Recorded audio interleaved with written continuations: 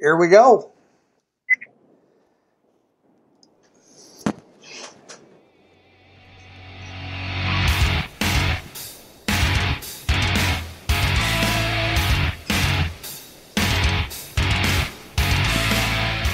You're listening to The Coach Show with Coach Banks, Coach Swanson, Coach Koslerich, and Coach Doherty on the Coaching Culture and Athletics Radio Broadcast Network.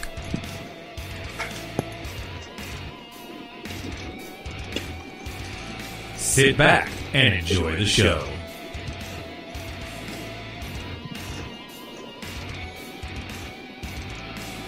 The views and opinions discussed in this podcast are not necessarily the opinion of the host or the Coach Show on the Coaching Culture and Athletics Radio Broadcast Network.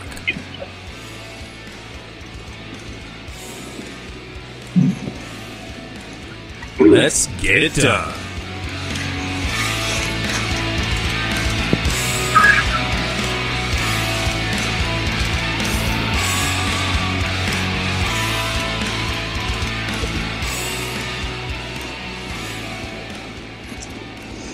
All right, ladies and gentlemen, if you hear a lot of feedback, that's just Coach Hodges in his car. He's driving back from Des Moines, folks. Sounds like a lot of white noise, but hey, Coach, let everybody kind of know what's going on. Oh, man, a lot of stuff's been going on, man. I guess just, life happens, and, I'm kind of right now getting amped up to get going with the baseball season. Started some off-season stuff here about a little over a month ago with the guys and had great turnouts, so getting excited about that. A buddy of mine and I, and I've talked about this, we started another podcast called the Hidden Potential Project. Some stuff that we're trying to work on that in the mindset field of performance, not just in sports, but in life in general. And I got certified through Brian Kane back in January through his mental performance mastery program. So pretty excited about that to add another title to the name of mental performance coach. So just trying to kind of keep my head above water, I guess, a little bit. And right now, like you said, I'm heading back to Des Moines. I'm actually in traffic, and I hate that, but that's all right. I'm heading back. My daughter's been wanting a princess Jeep, so of course, Daddy can't say no. Of course, what does this mental performance coach entail? It entails a lot of things. I mean, and if you think about it, in our life, our day to day, the stuff that we come into contact with, good and bad, how do we react to it? And it's such a powerful tool that. I've tried to incorporate into our baseball program and into different things throughout in my day-to-day life, even with my family. That how do you overcome things? What is your go-to? And there's going to be days you wake up and you're not feeling it. You're not 100% maybe committed to that day, but you have to realize you've got other people, even if it's one person depending on you. You've got to kind of get that laser focus back and tell yourself, some of those positive reaffirmants, to get yourself kind of psyched up, heading in the right direction. And I think that's the big thing with mental performance is, we have such a barrier and we put so many limits on ourselves, and that's just our brain telling us, trying to keep us comfortable. And you got to get out of that state in order to level up and rise up and get to where you really want to get everything that you do. Yeah, and I totally agree. We look at our current situation in the school year. I mean, all teachers, all coaches, I don't care who you are totally stressed out. What would you tell to an overly stressed teacher at this point in the year? You got to go in every day and, figure out, you really got to step back and kind of maybe look at yourself in the mirror and realize that, the only thoughts that are being had are what's in you and what you kind of tell yourself. So, it's kind of I kind of use the phrase of, the dog days of summer sometimes with baseball and just in general, but that's kind of the dog days right now as an educator is, getting through, and so many things that are, put on our plate with, the Iowa assessments coming up, the graduation, scholarships, the scholarship recommendations. I mean, all that stuff. But it comes down to, you and why. Why are you doing what you're doing? And sometimes you have to, ask yourself that and reaffirm those thoughts of, you're doing it for those kids and something bigger than yourself. Yeah, I think sometimes, we get caught up in so many of those things that we shouldn't really sweat. And when we do that, we put that extra burden in there, and we have a hard time, getting over the hump, right? Oh, absolutely. And, the thing is like, there's so many things that if you're going to sit there and tell yourself constantly that, you're not good at math, that when it comes to math, you've already painted that picture for yourself. Your body doesn't know the difference between reality and your dream, your thoughts. So what you're feeding your brain and your mind is so powerful to the point of, you can kind of, it's scientific. I've read things where, your mind has healed your body on its own. And so, and to think of it that way, think how powerful that is. So it's the words that you tell yourself. It's, Jim McClure, longtime track coach at Centerville, he and I always talked about, runners and just athletes in general, or just people. You don't drive your car and pull over to a playground and throw sand in the gas tank.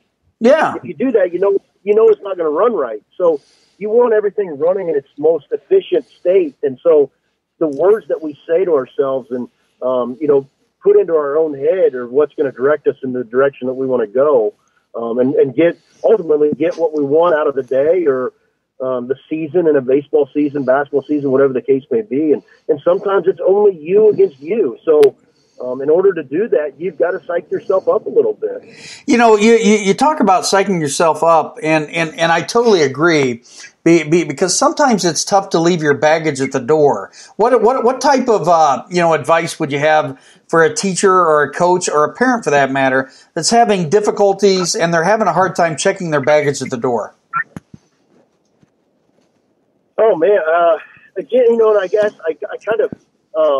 After I said that statement, I kind of even thought about the fact of probably more times than not, us as individuals, us as teams, businesses, schools, we probably psych ourselves out, more than we do even psych ourselves up, and kind of prime ourselves, I guess, for the right attack. And you look at this, and I don't want to touch too much on base with it, but you look at, we kind of talked on air a little bit. I made a comment, but. You look at the coronavirus or anything that goes on in this world, look at how much we're maybe psyching ourselves out. And it's I'm not taking it lightly, but these things have happened over the case of years and years and years in this world. So, but just like this, and even like Kobe Bryant's death, how many people then, I got to start living right. You should do that every single day. So I guess one thing, to answer your question, it goes back again to that why of, everybody has struggles. Everybody has, some issues in their life. And, but again, it's what is important. And, you always hear what is important now. When you walk into that school every day as a teacher or into your job, you have to know that you're not going to just be affecting, yourself. You've got other people that you're going to impact. And so how do you want to leave those people at the end of the day? Do you want them coming in and feeling like they're going to leave feeling like, man, this guy didn't want to talk to me today? And I've been there. I'm guilty. Everybody's guilty of that. And then we sit back and think, how stupid was I to treat this person that way? And maybe then turn their day into something bad. And it's not their fault. Yeah, absolutely. And I totally agree. And I'm just as guilty, as we get close to spring break, here at Central Lee, I kind of go through those, those roller coaster rides as well. And, it's definitely pretty tough to hit. Folks, on the CCA network tonight, you're listening to Chuck Banks, just Coach Banks tonight. I've got Ryan Hodges, and I've titled tonight's show Cancer to Champion, because Ryan Hodges and I are going to be spending a lot of time putting together, his memoirs, where he faced this. This past week, you just hit a plateau, right? Or a pinnacle, just a few years back. And well, it's actually 2 decades. But you want to tell everybody, what happened this past week that you celebrated? It's definitely my greatest accomplishment, other than, waking up every day and trying to be the best dad I can be and the husband that I can be for, my family. And, outside of that, yesterday, it's kind of funny, people always ask me, kind of about my journey. Well, I was 16 and going to be 17, so 20 years ago. I'm still relatively young, Chuck. So, yeah. But 20 years goes by so fast. And, to reflect on that yesterday, March 10th, was the day I actually was told that I had cancer, that I had surgery, and was told that I had cancer. And, so people are always like, man, why do you celebrate that day and not the day that you were told that you were cancer-free or your last chemo treatment? To answer that, I think because everybody sometime in their life is probably, and I hope not, but for the most part, everybody's probably has known somebody that has been told they have cancer, and it affects you in a way that you can't really describe until it happens to you. And I guess I look at it going, that day changed my life forever in one way or another. And not only mine, but my family's life, my friends' life, and my acquaintances. So I celebrate that day because that was the day that I lost my invincibility as a person. And I knew that this thing cancer isn't going to define me, and it's not going to win. And that day I was reborn. And I guess it sounds kind of silly, but I was reborn in the sense of I got that warrior mentality. I was always kind of a fighter, and I hate using the word warrior because, you have these young men and women and that serve their whole life in the military that's fighting for our freedom. So I hate using that word, but I use it because even though it was 20 years ago and I won that battle, I fight every day, and not maybe just for me, but for the other people that are struggling to go through it, the family members of the loved ones that are going through it. And so March 10th is, a day that, again, I celebrate because it has impacted me in such a huge way and, made a mark in me and made me kind of the man that I am. And in those 20 years, I've, done a lot of stupid things and had a lot of great things happen to me and, some other bad things that, you mentioned writing a book that isn't going to be just showcased of the cancer, but other things throughout my life that I've struggled with that I think is going to hit home with people. And again, it comes back to that mindset of and vision of what do you want that's greater than yourself. And I want to be able to impact people in a positive way and in a way of maybe hearing my stories of things that I've went through, my family's went through that might, push them over that hump.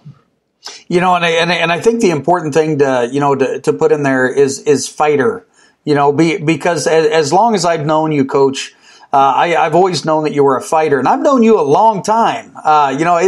It's almost, it's crazy. But folks, if you're listening, the CCA, Coach Hodges is a huge part of this. Although he's so busy and he's got his hands in so many pots, this was kind of something that I was interested in, but Hodges gave me that fight to go out there and to push and try to change the culture for the better. And, Coach, I got to say, thank you because you've helped. Now I'm over 10 years older than you.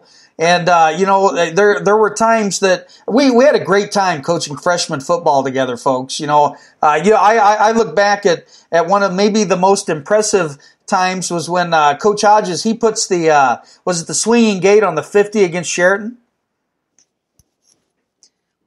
Do what? Did you put in the swinging gate against Sheraton? Do you remember that? I don't remember that. There's some things that I seriously, there's things that I remember from years ago, and I honestly, I can't say I do remember that. Well, do you remember kicking the trash can?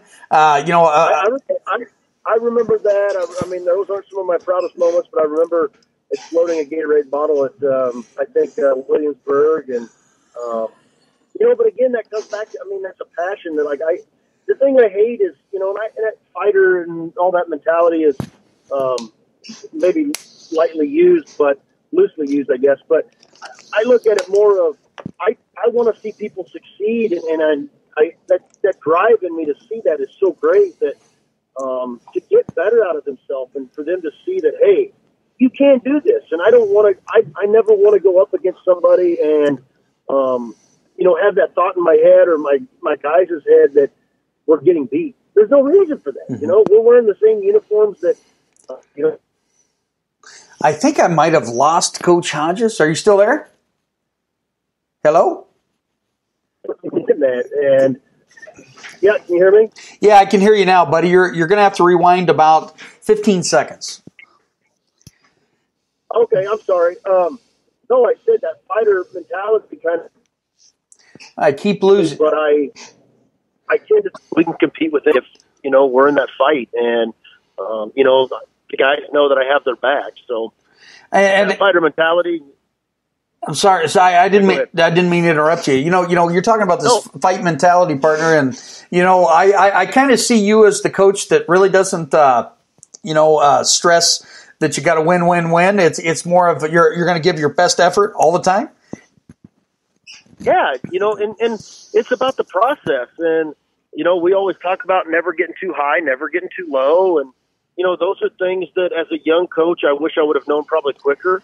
And you've learned one adage that I've kind of used is it's not so much the X's and O's now, it's more of the kind of the Jimmys and Joes where what are the relationships that you have, and every guy on our team is different.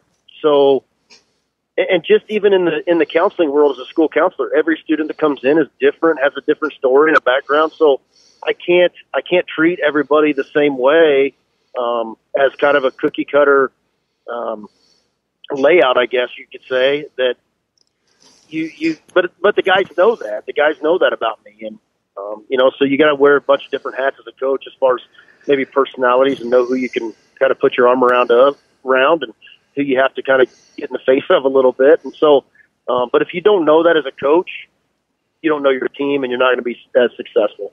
Absolutely. Now take us through your process. Because outside noise can be a culture killer, and you probably know that as well as anybody. Made 3 straight trips to the state tournament. Won the tournament 2 years ago in 2A, and then ended up making it again as 3A. That outside noise and that push towards, hey, this is a reality. You should be in the state tournament every year. How do you fight that pressure, Coach? Pressure to us is just is a word and something that society puts on us, and we ignore it. And I tell the guys all the time, as soon as you start feeling pressure, you're unprepared. And I don't want to. I do some goofy stuff in practice sometimes with situations, and guys kind of look at me, and then you might have it that situation comes up in a game, and they're going, "Oh my gosh!" And it just so happens that sometimes that works out as a coach, and and then that's when that validation starts, where the guys really see, well, man, we're really. I was talking to somebody the other day. We were talking about tags at the bases, and I'm a firm believer in the fact that Tyson Beloma holding a tag on a guy in the state championship game against Regina back in 18 probably was maybe one of the one of those moments that kind of tilted the scale our way. He left the tag on. The guy slid off the bag, and he's out. And that goes from a difference from a guy hitting the ball to the gap, scoring a run, to now you have nobody in scoring position. So just those little things that we go over. So it's just being prepared. And yeah, you're right. The outside noise gets to a lot of people, but if you trust in your work and the process, and know that you're going to lose games and you're going to get embarrassed sometimes, and you're going to come out on top big sometimes, and still you shouldn't have. That's kind of our message all the time. Absolutely. Now, the first year that you made the state tournament, I remember, was it Tyson that hit that towering fly ball to left field and it went foul? Could have been a home run. Was that him, or was that Terpstra? That was Tiger? Yep, Tiger Terpstra. Man, I still remember that game because I came and talked to you. And you know what I noticed with you is although you were a little upset because you like to win no less than any other coach in the country. But what I appreciated out of you, Coach, is you were able to just find yourself in the moment, and you hurt more for the kids than you did yourself. Oh, absolutely. And, when I look back now after winning it in 2018, and I still think about it, I still have to pinch myself, but, Tiger Terpstra hits that ball that was almost could have been a game-time grand slam in the semifinals in 17, and he didn't. And, we go on and lose to a very good Kemper team. And, you fast forward into 18, he's the guy that made the final catch in the state championship game. And I told, that's one thing I always tell the guys, no matter what, even I told him after winning the state championship, this doesn't define you as a team, doesn't define you as an individual. But yeah, I hurt probably more for those guys, but I knew driving home that night, we have a chance to get back. And, that was kind of our message. We were there, we had the taste. Now let's go finish it and, eat our dessert and kind of, cap it off. So I think that the journey, the process of it probably wouldn't have been as sweet had we maybe lost in a state championship game the year before or even gotten there and won it. I mean, it was just kind of the combination of things worked out, and it was so sweet to see Tiger be able to make that catch. And, it's so hard to see guys lose because I know the time that they put in and the relationships that they build. And so yeah, as a coach, I'm not the only one that feels that way. So now I'm sure you can remember this like it's yesterday. Okay, you got 2 outs. I want to say that Iowa City Regina had a runner on second and third, and that ball gets hit. What's going through your mind at that point? Are you like having this thing coming back from Jesus Christ, having your whole life put before your eyes, or what's really going on in your mind? Honestly. As boring as it sounds, I didn't really get too excited because I think I was just telling myself I about screwed up. Because the kid at the plate was probably their best, was probably one of their top 2 players. And I went out on a mound visit and I was almost ready to walk him. I was off on my lineup card a little bit. And as I got out there, I got talking through it and I looked, I said, no, I can't do this. I can't, I'm not going to put the winning run on. And so, and I've always told our players, I trust you to do what I've put you here to do. And when Daniel went out there and he's like, I got this. I said, I know you got this.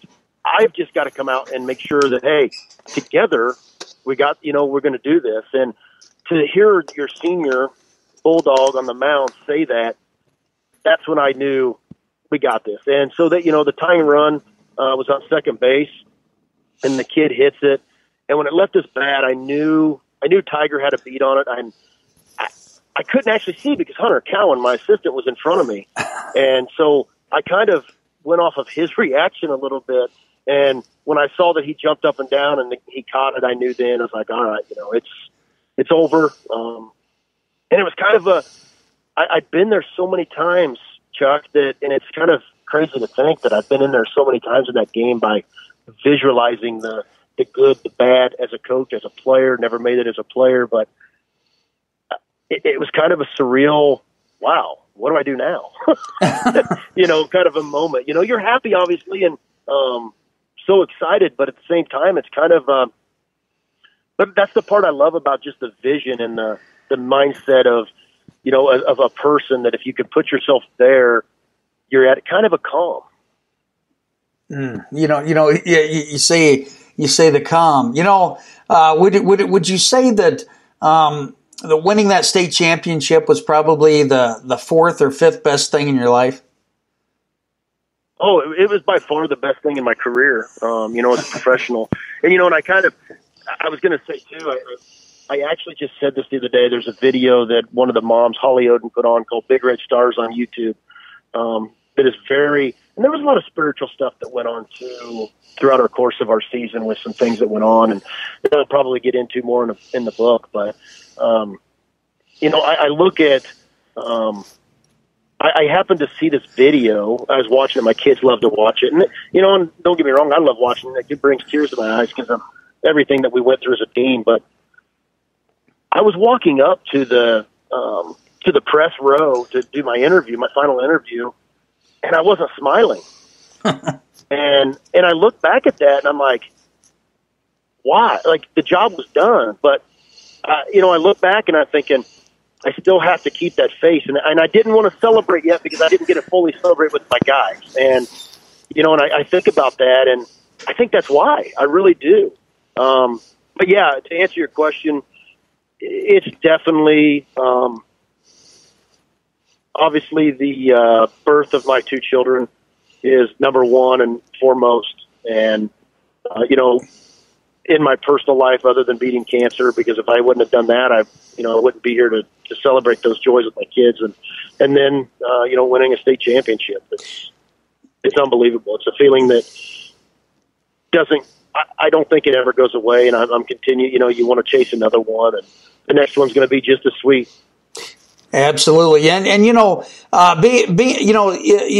to that point where you guys are playing in the regional finals for a 3A berth. And you're playing in hostile territory. And I don't think that, your last year's team was loaded, by the way, and it was a great team. I don't think that they got, a lot of credit, in comparison to the team that you ended up playing up there. But how are, what was the difference between like winning that regional game and your state championship game? Oh man, and not to take anything away from, every team every year, but honestly, I tell people this all the time, and I think that my coaches would attest to this. Probably, and again, it's so much is out of my hands. But if you had to mark one of my best coaching, which was last year, just the fact that you lost 4 seniors, you're coming off of a state tournament, you go up a class. We had a big injury with Merrick Matthews late in the season that, shuffled some things around in the lineup and had guys somewhat out of position. That, to me, was probably my greatest coaching year, just because I didn't win any awards, and that's fine with me. But the guys never gave up, and the guys trusted in each other. And I think that goes back to that culture we've built that, we do it for each other. And so, I was just happy to get back. It's silly to say, but just to get back, I knew we were going to run into a buzzsaw, and, our guys competed. And, we were a little short-staffed pitching-wise with Merrick being out. But, again, Brady competed, and all of our guys competed, and we're there. And our guys constantly talk about just getting back. I mean, that's kind of our expectation now. Absolutely. Now, this question will probably hit you in the feels a little bit more than the previous questions, Coach. And this one's pretty good.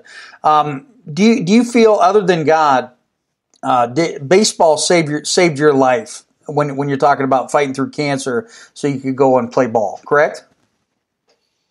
Oh, absolutely. And I actually was just telling this story the other day. Telling kind of this the other day to another teacher. In a staff meeting, we have a time during our PD days where we have headwinds, tailwinds. Headwinds are obviously things that we, maybe be struggling with right now, either professionally, personally, whatever. And the tailwinds being those things that kind of you're joyous about, and the good things happen and the successes. And I even told him, I was like, people may think this is stupid and silly and whatever, but baseball saved my life. And I say that because had I not been catching and having discomfort because of the protective cup as I was a catcher, and then getting hit in that region, I probably wouldn't have. I may have not went to the doctor as soon as I did, and the way that it progresses so rapidly, I might have been a few months away from nothing being able to be done to be treated, and may not have been here. So obviously God has I give all glory to him and that, and the power that he's, given me the strength to endure that. But, Absolutely, man. Baseball holds me. I don't hold it, and it's such a maybe a cliche, but when it's time for me to take the uniform off, I'm going to be at peace with it, and just know that the ride that game has given me with friendships and the ups and downs, and just again saving my life I owe so much to the game of baseball. Yeah, and again, folks, here on CCA tonight, you're listening to Ryan Hodges. And he's got a wonderful story, and we're going to have that book written, relatively quick here, and you're not going to want to miss it. Cancer to Champion, and and not to mention, I can say that Coach Hodges is one of my best friends, and basically on the planet. When you talk about fellow coaches, and being able to enjoy the ride with him, a little bit when I was on the football staff there in Centerville. Now, Ryan, here before we get to the end, let's talk a little bit about this podcast. Let's talk about your partner, and let's talk about what we have coming other than this book, sometime soon here. A longtime buddy of mine and I, RC newcomer. He's from Moulton too. He's a fellow school counselor and actually got out of that position here this past year. Just realized that it wasn't really his calling, I guess.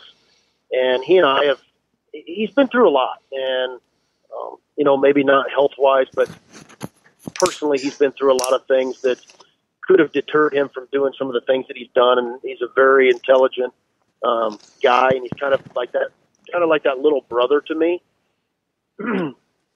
Excuse me. And so we started this thing called the Hidden Potential Project. And I guess the reason behind it is just the fact that we all have a potential inside of us. It's just a matter of tapping into it. So to now do the podcast, and again, life has kind of happened, so it's tough to, with a family and him not having a family, to kind of get in tune with things, but we're starting to get better with it. Our mission is just to help everybody in their mindset and their growth as individuals, and attack their life with that that reckless abandon a little bit, to where lead with your heart, trust yourself, and let's find that potential in you, because everybody has it. God's given us all a gift, to be shared with others, and that's kind of what we want to accomplish with the podcast and just in general, and hopefully start some more one-on-one stuff and team stuff. And I know you and I have talked about this, that I think would be a great thing of, starting a place for coaches, men and women coaches, to be a part of and to come to be able to listen to certain speakers talk about just mindset, culture, not just necessarily the X's and O's, but just to build us as people, to lead the people that we're going to be in contact with for years to come, because the coach has such a great impact on their athletes at any level. And if we believe in them, we're going to get something out of them. And there's been so many horror stories of coaches of athletes, or just individuals in general, that have quit playing certain sports, or quit band, or quit school because somebody hasn't believed in them. And it just takes one of us to tell that kid, hey, we believe in you. You got this, and we're here to support you 100%. So that's kind of our mission, in kind of a nutshell. 100%, and I'm hoping that this little pod, or I'll call it a big podcast. I'm hoping you guys join the CCA, because I think we definitely have plenty of room for people like you guys, man.